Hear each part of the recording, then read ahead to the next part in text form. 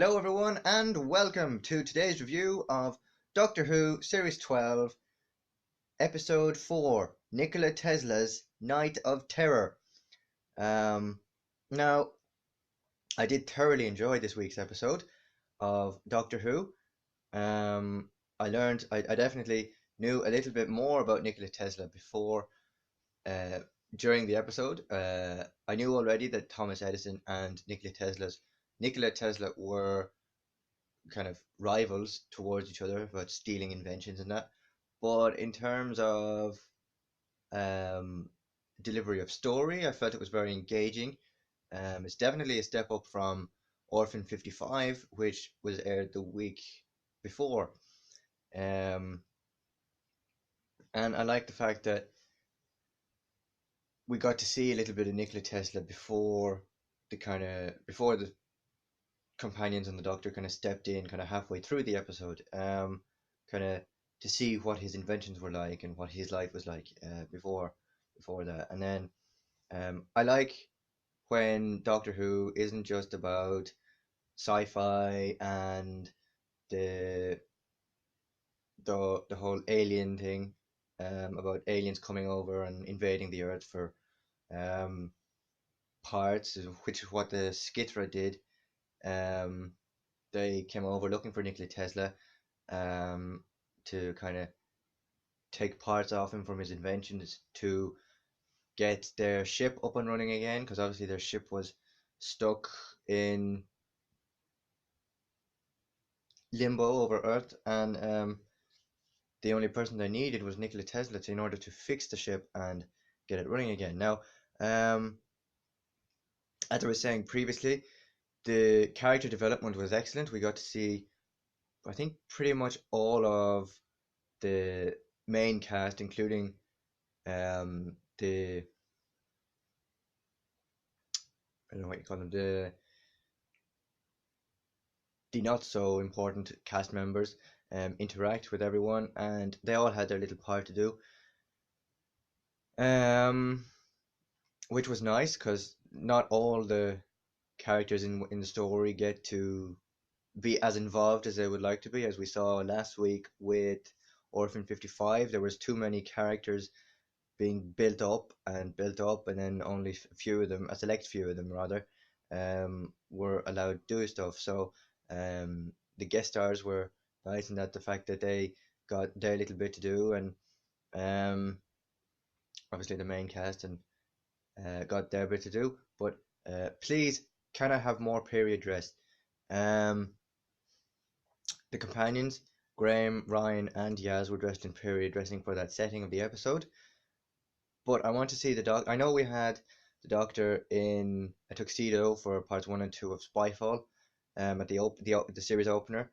I'd like to see the Doctor in more kind of period dressing, so dressing that's suited to the episode that they're in, rather than just being in plain Doctor outfit with the screwdriver and the long jacket and the braces and the trousers. I'd like to see more of that because I feel it was varied when uh, David Tennant was the Doctor.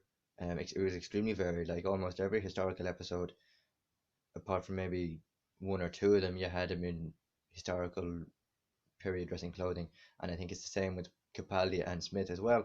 They had various historical outfits throughout their tenure as the Doctor, so I think it's time that Jodie kind of gets the same treatment rather than having her dressed for one and then not dressed accordingly for the next.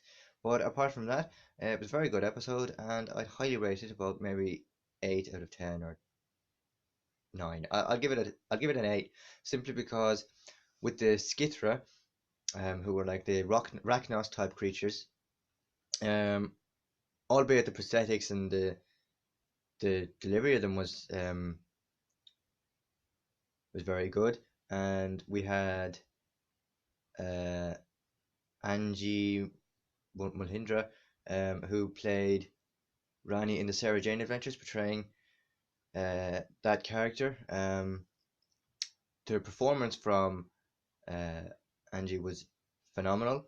I can't fault her on that. Although um, I suppose the reason I'm giving this an 8 out of 10 is because I want to see more kind of like Arachnos type creature instead of just kind of half human, half alien. With Arachnos, when we that we got into like 2006, 2007 special, it was more of a spider, eight-legged creature, whereas this is kind of, yes, you've got Arachnosy scorpion type tail, and a few bits of prosthetic kind of spider legs sticking out the side. Um, I would have preferred it to have the costume a little bit more of movement rather than, okay, well, I'm half spider here, so I'm gonna act like I'm half spider, and then when I come down to earth and kind of walk in the room and disrupt what they're doing to try and get me off the earth, I'm gonna walk in like a human.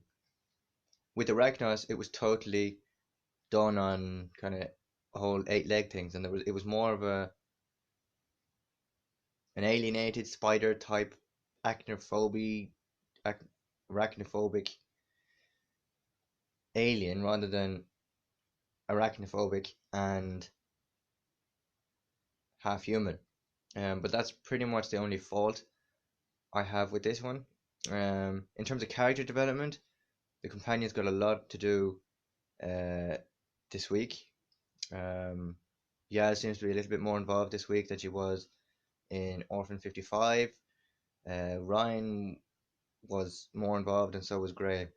Um, so I can't really fault them on them. Character development was done perfectly. No faults with the companions.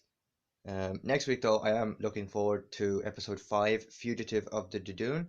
I suppose this is my most looked forward to episode of the entire series because last time we had the Judoon in Doctor Who was Smith and Jones in series 3, which was 2007 episode, I think.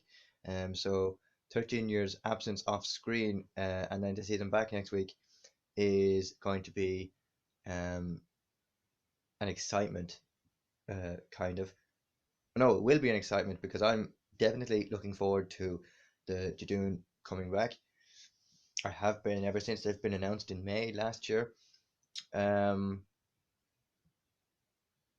and I will have a preview of episode 5 coming up shortly. So if you like this video and would like to see more previews and reviews of Doctor Who Series 12, Top Gear, and the Grand Tour, and of course to stay up to date with my podcast series coming soon, please hit that subscribe button so you never miss a video, and of course please hit the notification bell so you don't miss a video to your inbox. Thank you very much for watching, and I'll be back very soon with my preview of Doctor Who Series 12 Episode 5 Fugitive of the Judoon. Thank you very much for watching, and I'll see you shortly.